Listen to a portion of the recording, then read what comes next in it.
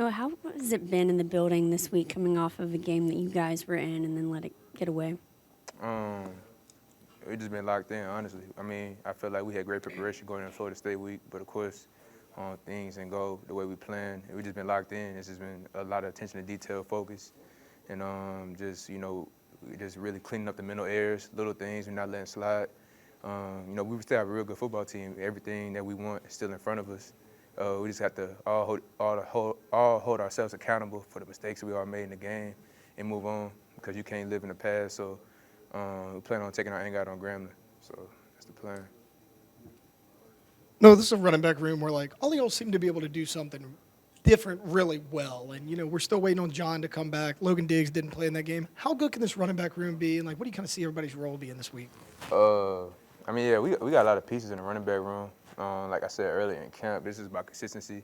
Everybody has ability. I think, in my opinion, everybody's pretty much an all-around back. It just comes down to maximizing opportunity, not really worrying about how many touches you may or may not get. Just when the coaches call your name, be ready to help the team and contribute. Because it's all about how you approach, your day. It's all about how you approach practice, meetings, all about how you wake up in the morning. It's in our routine. So I just think and every guy just understands that everybody wants the ball, but what it comes down to is just not being selfish and making plays when your number's called. No, does that competition in the running back room make you guys play harder, practice harder to get that spot? Yeah, I don't even think it's about how deep the running back room is. I mean, you should compete with yourself. I think that's the biggest thing. You shouldn't really be worried about who's practicing, who's not practicing. You need to be competing with yourself because, if we're all bringing the best out of each other, then we're all gonna be a better group overall. It's human nature to think about how many carries you're gonna get or how many touches you may get, but if that's your main focus going into game day or going into practice, then you're gonna be making mistakes. You're gonna miss your detailed assignments. So it's really just about locking in on your approach and having the right mindset going into practice of how can I make the team better.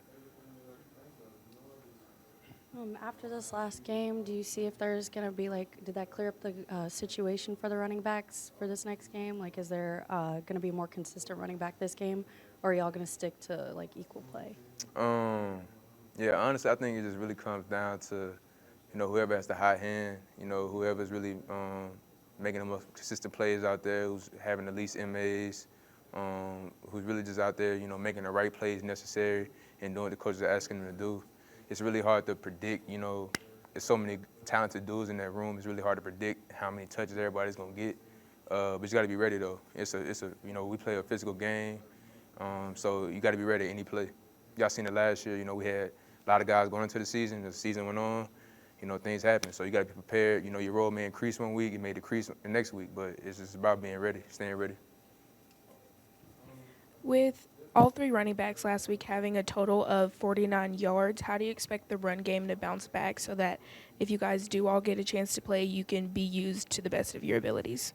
Yeah, no, I feel like we're gonna get it going.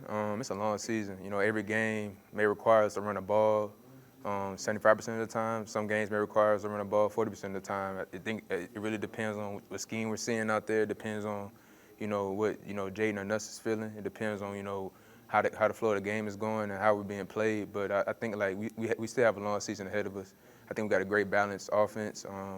It's just gonna really come down to everybody being locking in on the attention to detail and us playing the style of ball we can all play. Because everybody knows we have a better team than that.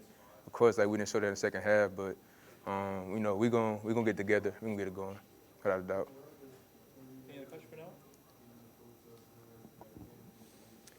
I feel like this spring and this summer and even into fall camp, Trey Bradford wasn't really talked much about. He showed some flashes against Florida State. Were you surprised? Nah, most definitely. I've been training with Trey for about a few years now, and he's always had great athletic ability. Of course, he wasn't here last year, but he works hard. He's a hard worker, man. He makes his room better. It was real good seeing him make plays and help us contribute. He has the right attitude every day. He comes in to work.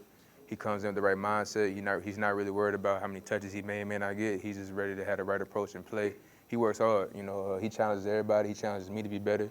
Challenges the whole room to be better. So it didn't surprise me at all to see him, make plays and contribute the way he did. And we expecting big things from him as well. Two more. No, you're a guy. You played a lot of football. Two different schools.